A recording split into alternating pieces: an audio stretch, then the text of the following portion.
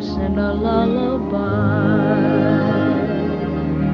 Somewhere over the rainbow, skies are blue, and the dreams that you dare to dream really do come true. Someday I'll wish upon a star and wake up where the clouds are far behind me, where troubles melt like lemon drops away above. O cinema é uma coisa mágica, né? Se você ouviu essa música, provavelmente deve ter se lembrado do filme e se transportado para o mundo em que a história acontece. E é essa a magia da telona. De repente, você está sentado no sofá de casa ou naquelas cadeiras de cinema e em poucos minutos pode ser transportado para um outro tempo ou um lugar. E claro, você também pode se colocar na pele dos personagens e experimentar coisas que jamais imaginaria ser possíveis.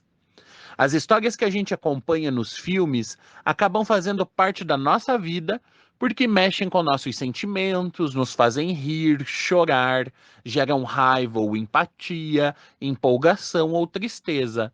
O cinema também pode ser um bom espelho ou mesmo um bloco de rascunho para a gente pensar. É esse o mundo em que eu vivo? O que outras pessoas diferentes ou parecidas comigo estão passando? Que tipo de mundo ou de pessoas eu quero ver no futuro? Como o cinema é um lugar para sentir e aprender, hoje a gente fez uma verdadeira viagem no tempo. Mas não é uma viagem qualquer. É uma viagem pela história da sexualidade e do HIV nas telas. E quem vai conduzir a gente nesta viagem é o Eduardo Assunção, jornalista e criador do Cinematografia Queer, e o Álvaro Souza, do Esqueletos no Armário. Aqui na descrição do episódio, vocês vão ter dicas de como chegar nesses projetos e continuar vocês mesmos a viagem. Então, apertem os cintos, peguem a pipoca e vamos lá! Hora de decolar! Seja bem-vinda ou bem-vindo ao Viveração, nosso encontro semanal para falar sobre sexualidade, saúde, bem-estar e cidadania.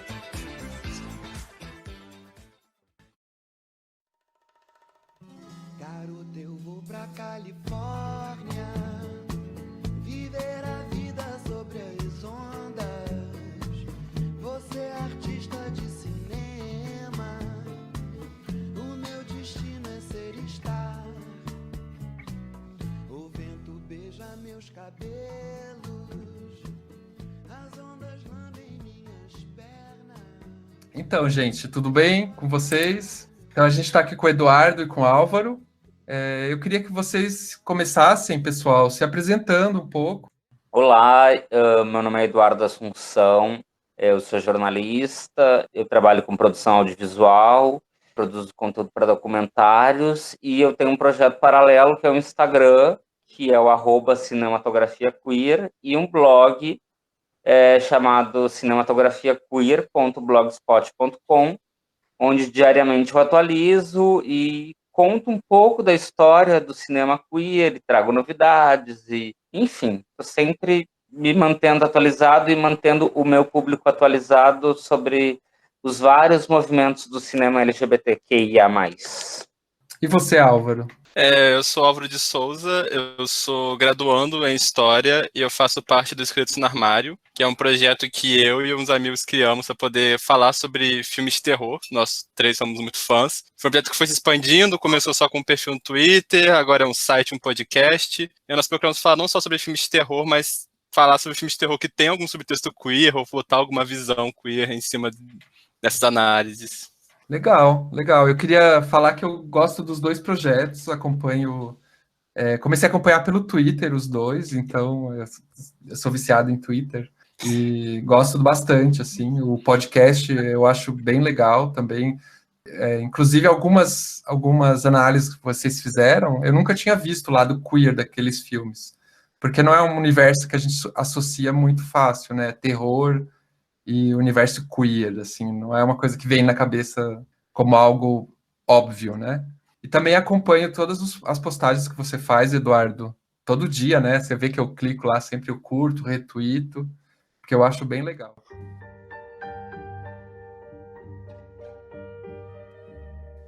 Então, gente, eu queria saber de vocês a opinião sobre a polêmica. O cinema reflete a realidade ou ele pode ser um instrumento para mudar a realidade? O que vocês acham?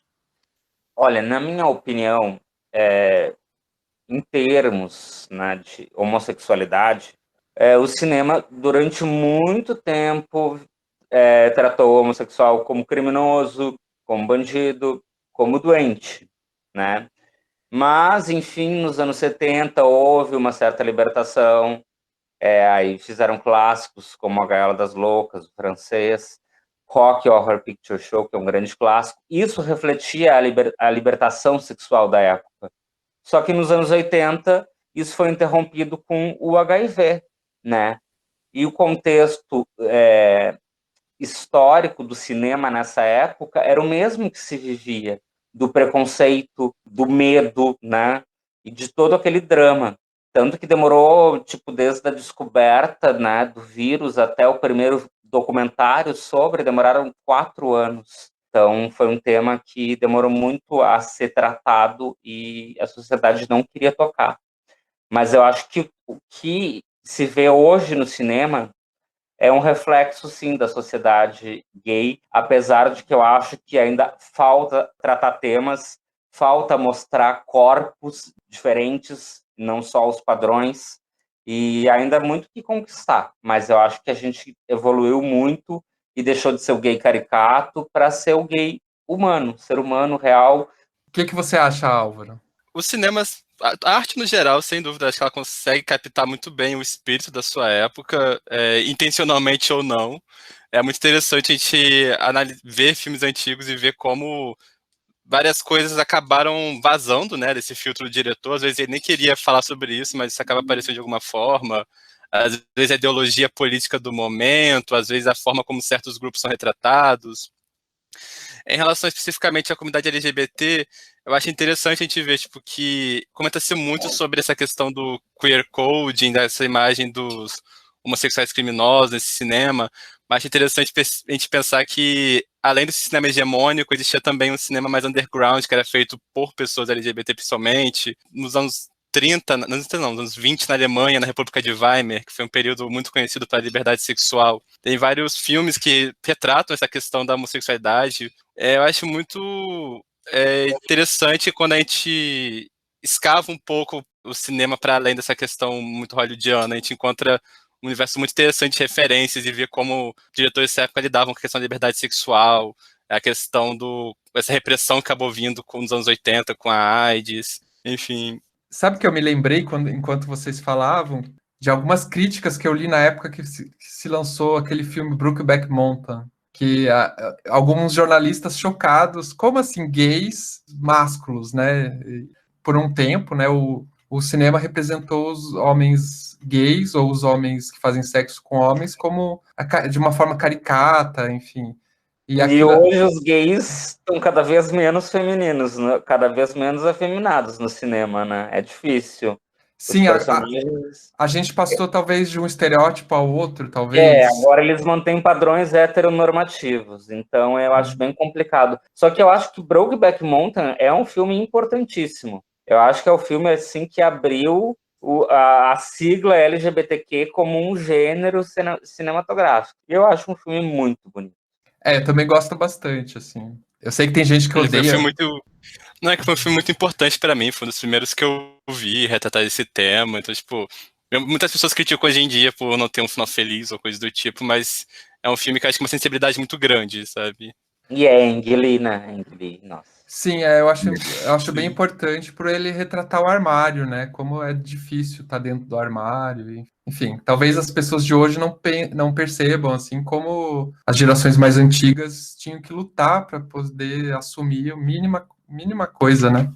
A gente tem esse retrato da sociedade de décadas muito repressoras. O primeiro filme que foi no pico da AIDS, assim, que foi no ano de lançamento de Buds e do primeiro documentário, foi Corações Desertos, o primeiro filme que humanizou realmente o homossexual, assim, deu um final feliz, mas ao mesmo tempo, né, era o boom do VHS, mas estava acontecendo uma bomba lá fora, né?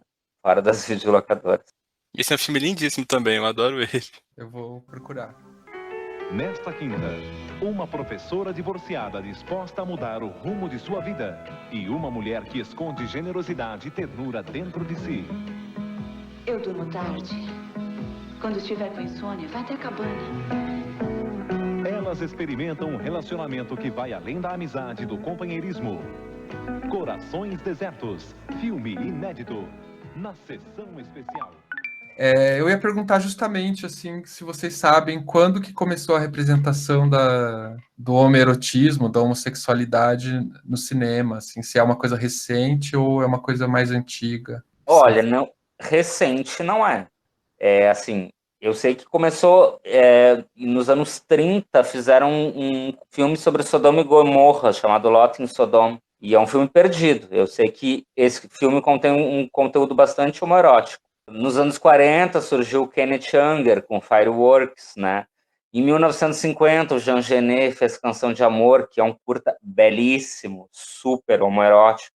Durante os anos 60 ali veio o Andy Warhol com os curtas muito experimentais e sexuais. Depois ele lançou uma trilogia com o Joe D'Alessandro e o Paul Morrissey, com uso de drogas, sexo e nossa, pesado. Hit, flash e trash. No cinema mudo mesmo, já tinha algumas brincadeirinhas com isso, tipo essa coisa de personagens que encontram algum objeto mágico e mudam de gênero. Muitas piadas envolvendo personagens que se vestem de mulher por algum objetivo específico. Essa mesmo que eu comentei da época da República de Weimar na Alemanha, foi produzido muita coisa. Tem o Certas de Uniforme, tem o Victor Vitória, tem um filme mudo chamado Caixa de Pandora, que tem representatividade lésbica.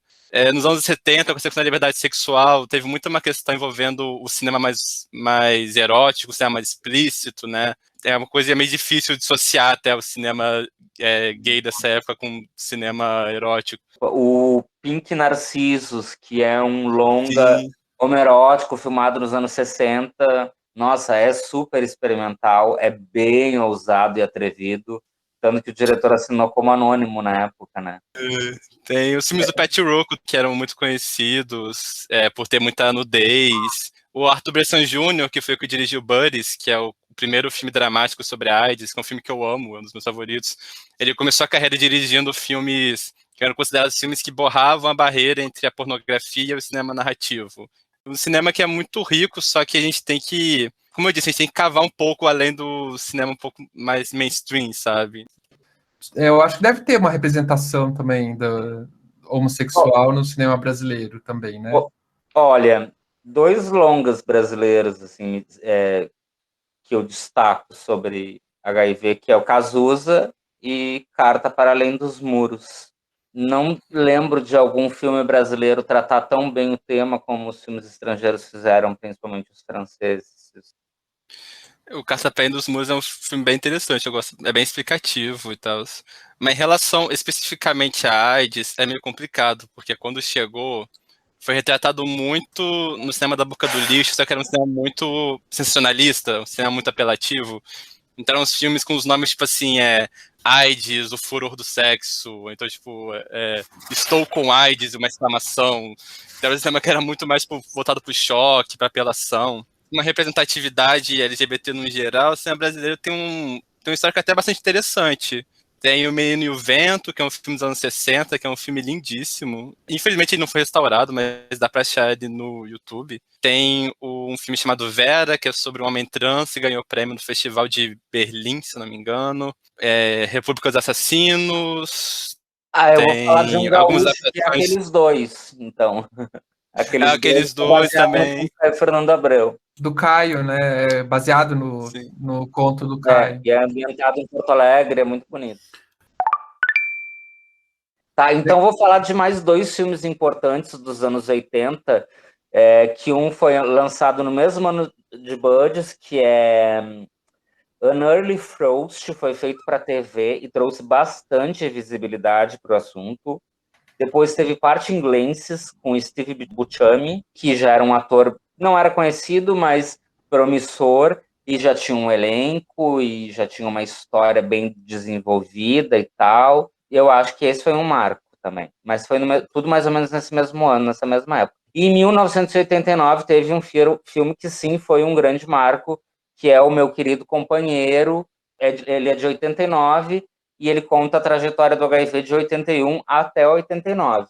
E o ator Bruce Davison foi indicado ao Oscar e ganhou o Globo de Ouro de ator coadjuvante por esse filme. E eu não quero deixar de mencionar também um diretor chamado Derek Jarman. Ele se descobriu soropositivo em 1986. E o filme mais importante dele foi feito nesse ano, que é o Caravaggio.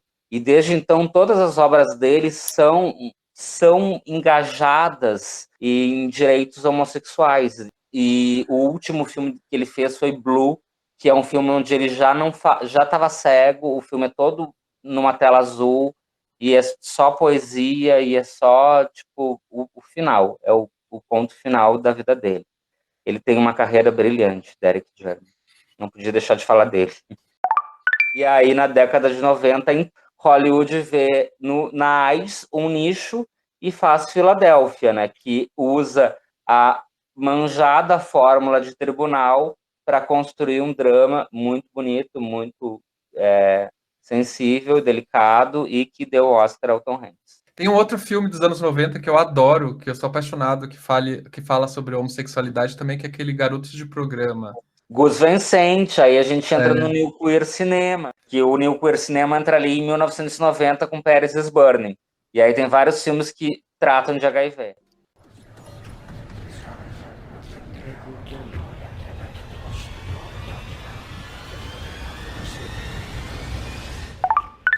Não sei se vocês viram um filme recente também, de terror, que agora não tá me vindo o título, mas que é sobre um contágio também. Acho que é Não é Contágio. Corrente do Mal?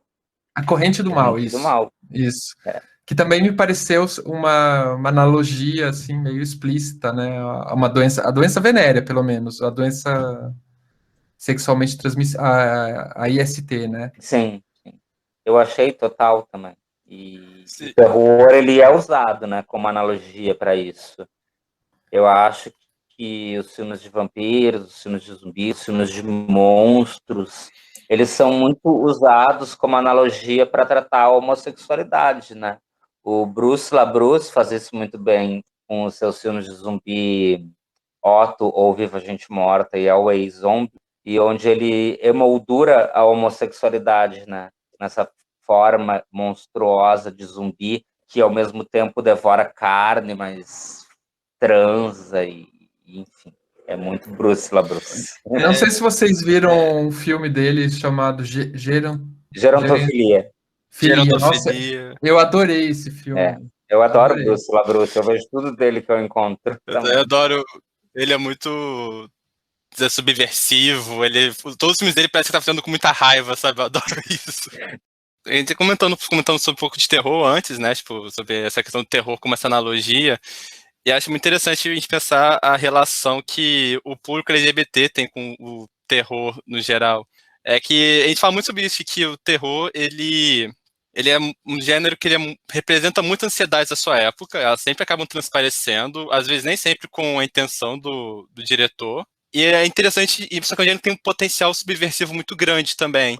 E acho que é isso que atrai muito um público LGBT. Muita gente fala que é ruim a gente acabar se identificando com essa figura do monstro, essa figura que é a figura que deveria supostamente causar repulsa. Mas existem vários teóricos que veem nisso um certo potencial, digamos assim, potencial subversivo.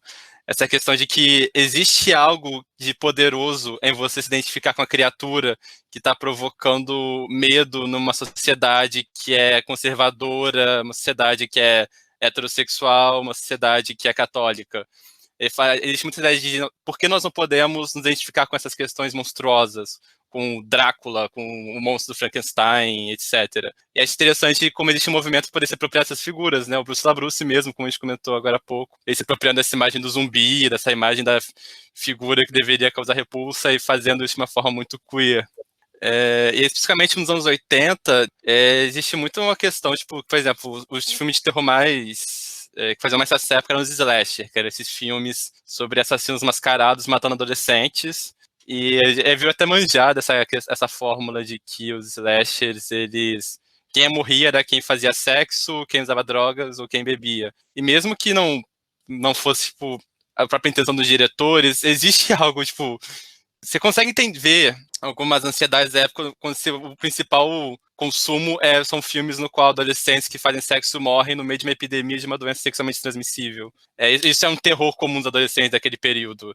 A sensação de que o início da vida sexual pode ser uma coisa fatal. Principalmente adolescentes que estavam no armário. Um dos maiores clássicos desse período, no caso, é o Hora do Pesadelo 2, que é toda uma metáfora para um personagem homossexual que estaria lutando com esse monstro dentro dele que tá querendo sair, né? E se eu não me engano, tem um documentário sobre o ator. Eu estava pesquisando documentário sobre HIV e o documentário sobre esse ator tá na lista lá. Se chama Scream Queen, o documentário. Yeah. O ator, tipo, ele é, né? Ele tá vivo ainda. Ele é homossexual, assumido, só que na época ele tava no armário ainda.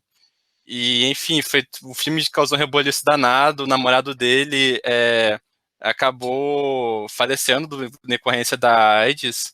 E a mídia fez um circo inteiro, imenso em cima dele, e ele também acabou, tipo, contraindo o HIV.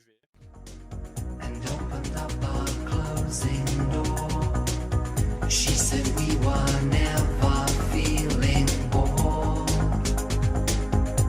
'cause we were never being boring. We had too much time to find for ourselves, and we were never being boring. We dressed up in forts and fought to make amends, and we were never holding back, worried that time would come to an end.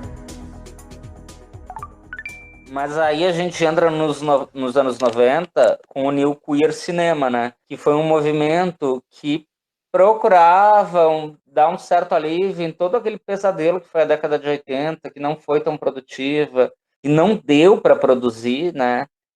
E que queria dar uma renovada e deixar, de certa maneira, a coisa mais otimista. Então tem um filme chamado Zero Patience, de um canadense chamado Joe Grayson, que é um musical sobre o HIV. E ele conseguiu uma coisa que parecia impossível, assim, ele trouxe leveza, ele trouxe bom humor pro tema, sabe? Tipo, em pleno início dos anos 90, quando a doença ainda era, né, muito difícil de ser tratada, o vírus é representado por uma drag queen, a Miss HIV, né? Eu vi esse filme nos anos 90, num cinema desses de bairro, assim, né, enfim, na França. Mas foi bastante importante para mim, porque eu tinha, enfim, foi um dos primeiros que eu vi, assim, a questão do HIV representada de um jeito leve, assim. Né? É muito bacana. É. Aí, do mesmo movimento do New Queer Cinema, a gente tem o Paris is Burning, que não aborda exatamente a questão do HIV, mas ele foi feito durante o contexto. Então, a cena ballroom, possivelmente boa parte dos entrevistados estavam infectados, né? E tem mortes, tem luto, tem estudos sobre o luto em Paris is Burning. Tem outro filme importante do New Queer Cinema, que é de 1992, que é do Greg Araki, que se chama Viver até o Fim. Dois desconhecidos se descobrem soropositivos e quando eles se unem, eles resolvem que eles não vão fazer o tratamento e eles saem numa viagem à la Thelma e Louise. Esse filme é considerado Thelma e Louise gay. Tem esse filme disponível, assim, aqui, em alguma Viver streaming? até o Fim, The Living End. Se tu quiser, eu te mando o link, mas eu não sei onde tem. Veneno, do Todd Haynes. Veneno foi a estreia do Todd Haynes na direção. E ele já estreou no New Queer Cinema com este longa que contava 3 histórias. Hero, Human e Homo. Tá? As 3 faziam analogias com a AIDS. Principalmente a Human, que contava uma história à la Médico e o Monstro, onde o médico se contaminava com a sua própria experiência. As outras são de uma criança que assassinou a família, e a outra é um conto homerótico à la Jean Genet. Sabe que quando o Álvaro falou sobre a identificação dos gays ou das LGBTs com o monstro, eu me lembrei de uma cena, pode parecer meio cômica aqui, mas quando eu já era uma criança viada, né, lá nos anos 80, e eu assisti King Kong, e eu fiquei puto na época. Bom, todo mundo sabe, né, que o King Kong morre no final, mas não é spoiler, eu espero. E eu lembro que eu fiquei puto, tive uma crise de choro porque mataram o King Kong. E, Ele só queria ser amado. Gente, essa sensibilidade gay já esteve presente desde... E aí eu me lembro do meu pai me consolando, não, meu filho, mas isso é só um filme e tal. E eu, não, puto da vida, porque o King Kong tinha morrido. Eu ficava muito assim com a história do Frankenstein. Porque a história do Frankenstein até hoje é uma das minhas favoritas. E o filme dos anos 30, lá da Universal, o diretor do filme, James Whale, ele era homossexual, ele era sumido. E é muito interessante ver como isso aparece nos filmes dele, né? Tipo, o Frankenstein é uma história dessa criatura que é rejeitada pelo criador, né? Pelo pai dele. E é rejeitada pela sociedade sem razão nenhuma também, né? Tipo, só por causa da aparência dele. Essas histórias são muito fáceis da gente criar uma ligação. Assim. Bom, a gente já estava falando do terror, então vamos emendar aqui com o Dario Argento, né? Eu sempre achei que esse cinema feito por esse diretor, né, italiano, tinha uma estética meio gay, assim, mas eu não sabia muito bem por quê. Então eu queria ouvir, Álvaro, você que sempre fala sobre terror e horror queer, né, no cinema, se você acha isso também, e que você explicasse para o pessoal o que é cinema giallo. É o cinema do Dario Argento, né, esse diretor italiano, ele é conhecido pelas cores muito fortes, pelo exagero muito grande. Então, tipo, tem uma trilha sonora que é muito forte, então todas as cores é muito vermelho, vermelho é muito vermelho, o roxo é muito roxo. É um cinema que é caracterizado muito pelo exagero. E ele ficou muito famoso pelos giallos dele, né? Ele ficou conhecido pelo Pássaro das Plumas de Cristal, o Suspiria, Mansão do Inferno. E são filmes... E o giallo é um gênero específico do terror italiano, que é conhecido por ser filmes de assassinos que usam luvas de couro, que possuem algum trauma no passado e que matam mulheres muito bonitas e são marcados principalmente por essa estética, né? São filmes que são uma estética muito bonita, são filmes que são uma estética muito forte, a trilha sonora é muito condizente, a edição é muito acelerada, são filmes que não estão muito focados em lógica também. E acho interessante você falar sobre isso, porque eu já escutei algumas conhecidas comentando que o giallo é um gênero que ele é muito queer, digamos assim, por causa dessa questão estética, porque liga muito o que é considerado como sendo a estética LGBT, por excelência, é a estética camp. E o camp, esse termo foi muito famoso por causa de um texto da Susan Sontag, né, que era uma ensaísta norte-americana, e ela define o camp como sendo essa estética que ela não é realista, uma estética que é muito exagerada, uma estética que é muito teatral também. Então, por exemplo, pensem em drag queens, nesses filmes Technicolor, tipo Mágico de Oz, por exemplo. E o giallo é um gênero que ele é muito queer, né? Ele é muito exagerado, as emoções são muito intensas, os personagens estão sempre berrando, o sangue é quase rosado às vezes. São filmes que lidam muito com perversões sexuais, às vezes, né? Obviamente de um jeito não muito positivo, no geral. O Faca no Coração, que você comentou, é um filme francês de 2018, se eu não me engano, que o diretor ele usa muito a estética do diálogo, só que para poder falar apenas sobre personagens homossexuais, né? Se passa numa produtora de filmes pornôs gays dos anos 70, onde está acontecendo assassinatos ali dentro. Acho interessante tipo, como essa estética foi muito abraçada por um público LGBT e como está sendo reapropriada agora. Então, eu me lembro nos anos 2000, mais ou menos, ir em cineclubes em São Paulo e tal. E aí a gente via bastante esses filmes do Dario Argento e tal, e eu sempre adorei, assim, eu mostro sempre pro meu namorado e ele fala, mas esses filmes são muito esquisitos. Eu falo, é por isso que eu Essa é a gosto. graça. Eles são muito únicos, digamos assim. Bom, é legal saber, ouvir você falar sobre isso. Vamos falar um pouquinho sobre o HIV agora, mais específico, que faz parte da história LGBT, né? Sabem dizer quais são os primeiros filmes assim a aparecer essa temática? Já falei todos, né? Você falou, né? Você falou. Falei Buddies, o primeiro documentário foi No Sad Songs, Parte Inglês. Eu já ia lá pro final dos anos 90, né? Falar de tudo sobre a minha mãe, né? Que é um filme do Almodóvar onde ele toca nessa temática do HIV. E isso ele toca de uma maneira muito almodovariana, né? Muito peculiar, muito particular dele. Então, uma freira engravida de uma transexual soropositiva não é o foco do filme, mas o Almodóvar abordou e foi no único filme dele que ele abordou. Assim, em alguns outros ele fez algumas citações e tal, mas ele nunca tinha posto os holofotes, né, de fato, no HIV. O primeiro é Buddies mesmo? Buddies? O primeiro é Buddies, o primeiro drama. O primeiro drama é Buddies. O primeiro documentário é No Sad Songs. Ah, tá. Sabe que Buddies eu vi há pouco tempo, eu fiquei bastante chocado com a. Tem uma parte que um personagem lê para o outro artigos da época descrevendo a epidemia de HIV, de AIDS, né? Where is the help going to come from? The government? Charities?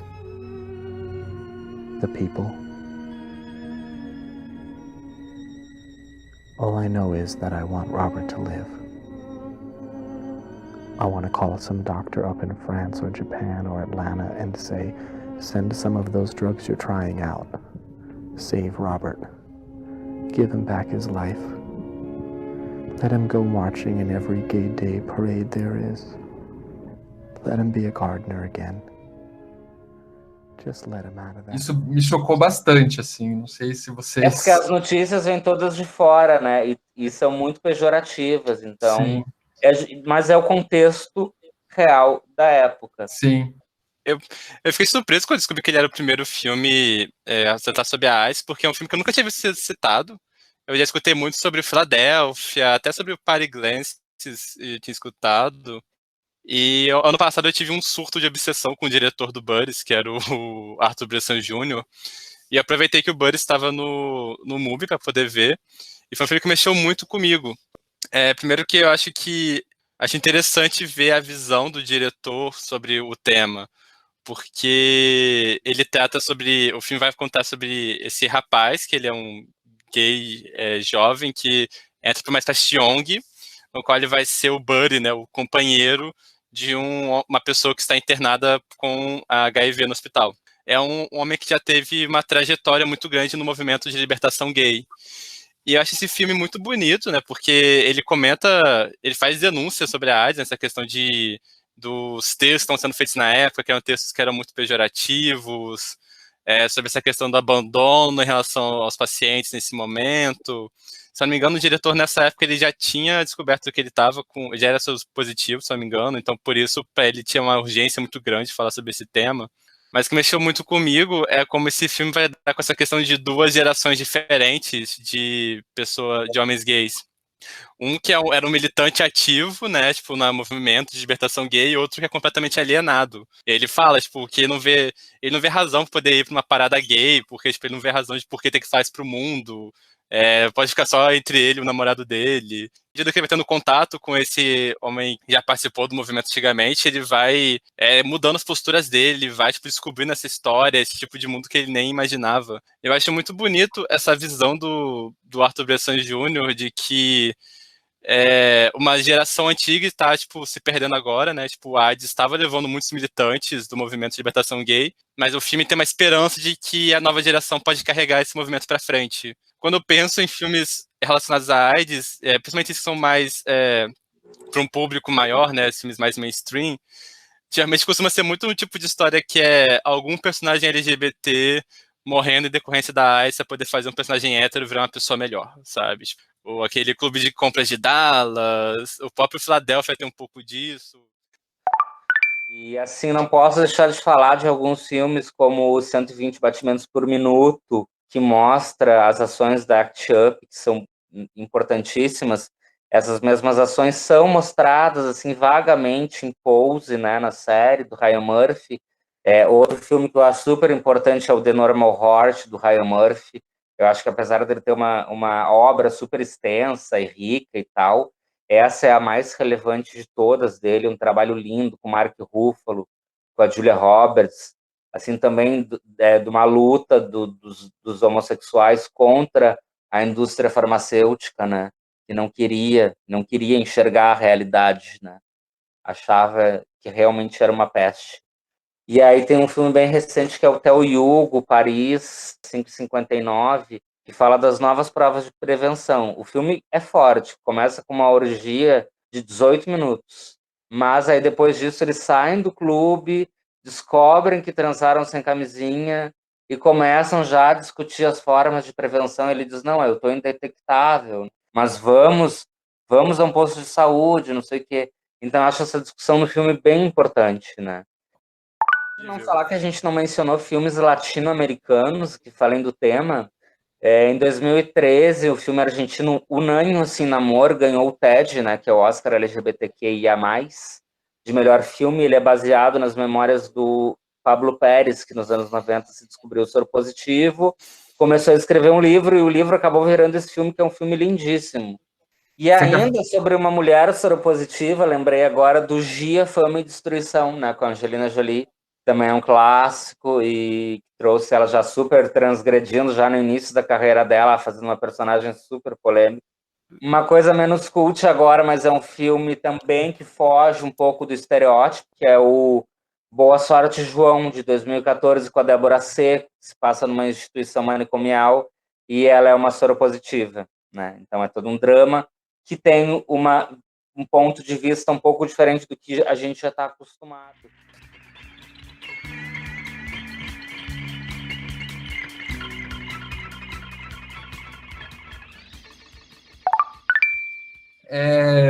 Tem uma última provocaçãozinha, assim, que era sobre o Fome de Viver, que é um clássico do filme do terror, né, dos anos 80, que marcou a minha vida, com David Bowie, com Catherine Deneuve. E eu vi umas críticas, algumas pessoas falando que ele é uma representação da AIDS, né, da epidemia de AIDS e tal. E tem várias interpretações malucas.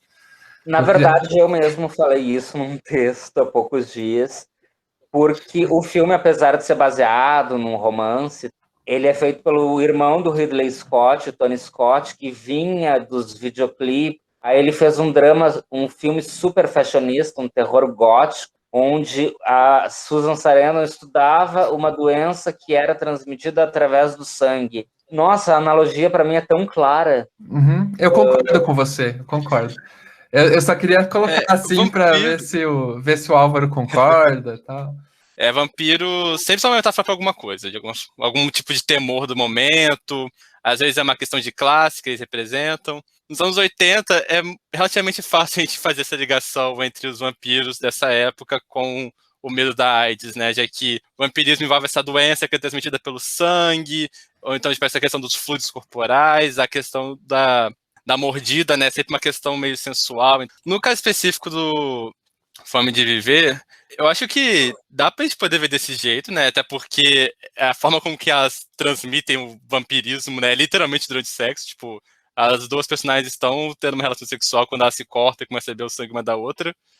Mas eu acho que o foco principal desse filme é mais esse drama envolvendo imortalidade, vampirismo como essa coisa do vício, porque quando a personagem fica sem sangue, ela começa a suar, ela começa a ter sintomas de abstinência. Mas um filme que eu acho que pra mim foi uma metáfora muito clara para a AIDS é o Hora do Espanto. Vocês conhecem esse filme? É sobre esse rapaz que ele começa a suspeitar que o vizinho dele é um vampiro. E é um filme, é uma comédia de terror, é um filme que é super divertido, só que tem um momento específico que, revendo, pra mim, pesou muito. Um dos personagens, um amigo protagonista, que é o Evil Ed, ele é transformado em vampiro numa cena que, tipo, não é nem subtexto aquilo, é texto. Ele foi seduzido pelo vampiro, aquela cena. Ele vai literalmente mudando fisicamente, o corpo dele vai tendo mutações, E quando, em spoiler, ele morre, né, quando enfia uma estaca no coração dele, quem enfia essa estaca é um personagem chamado Peter Vincent, que é como se fosse um ator, né, de filme de terror que tá ajudando o protagonista. E é uma cena que é muito forte, que ele começa a chorar quando vê o corpo do personagem sofrendo essas mutações. E é uma cena que ela ganha uma questão ainda mais forte, porque os dois atores envolvidos na cena, que é o personagem do Evil Ed e o personagem do Peter Vincent, eles são interpretados por atores que eram homossexuais, e os dois personagens no filme, eles são meio que codificados como sendo personagens afeminados, personagens que podemos ver como sendo LGBTs, então tem essa questão muito forte dessa geração antiga vendo a geração nova morrendo na frente dela, sabe? Uma cena que destoa completamente do resto do filme, que é uma cena que ela é muito trágica, é muito forte. Pra mim, pelo menos, passou essa imagem de ser uma metáfora pra essa questão da AIDS.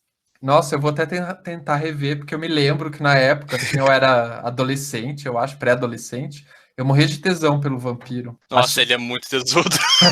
É o Chris Sarandon. A ligação entre os dois filmes, olha, ele era casado com a Susan Sarandon. E tem um filme muito curioso dos anos 90 chamado Love Bites, que é um filme que a história da produção dele foi muito curiosa.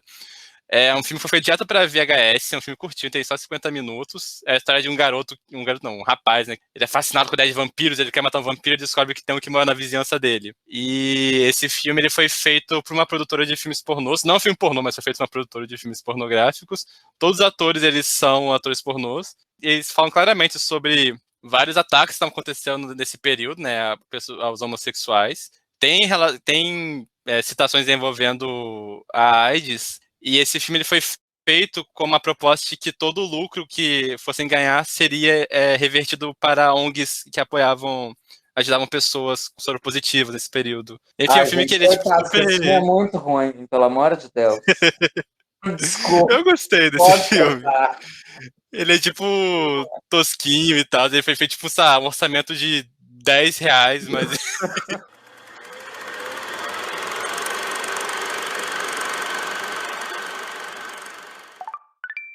Gente, eu queria falar para vocês que eu adorei, né? Que eu admiro mais ainda o trabalho de vocês agora.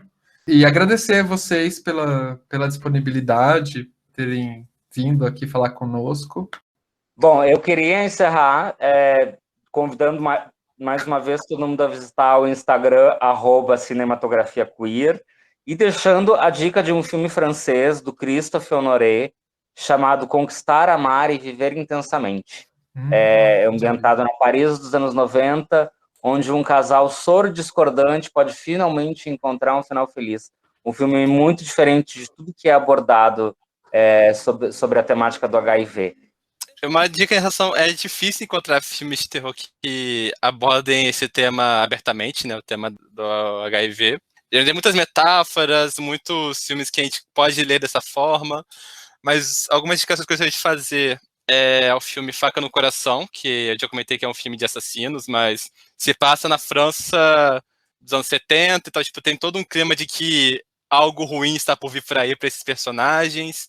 E tem um recente, né, que eu acho que vale pela curiosidade, assim, as opiniões discordam muito sobre ele, mas é um filme chamado Os Curados, em inglês é The Cured. É um filme que tem o Elliot Page nesse filme. É um filme de zumbis, sobre... Enfim, houve um surto de zumbis na Inglaterra, só que encontraram a cura, então eles conseguiram transformar esses zumbis de volta a seres humanos. Só que existe todo um preconceito em relação a eles nessa sociedade agora. É um filme que é bem interessante, acho bem legal ele. E, enfim, gostaria de indicar. Eu também gostaria de convidar o ouvinte a seguir o nosso perfil do Esqueletos no Armário no Twitter, @esqueletosgays. O nosso site é esqueletosnoarmario.com.br e o nosso perfil no Instagram também é @esqueletosgays. Se vocês quiserem me seguir no meu perfil pessoal, é @alvarodesouza98. E tem também o podcast, né? Que é bem legal. Tem nosso podcast no Spotify, episódios novos toda quarta-feira. Agradeço muito o convite, foi incrível. Muito obrigado. Foi ótimo, muito obrigado pelo convite, Augusto. Fiquei muito feliz.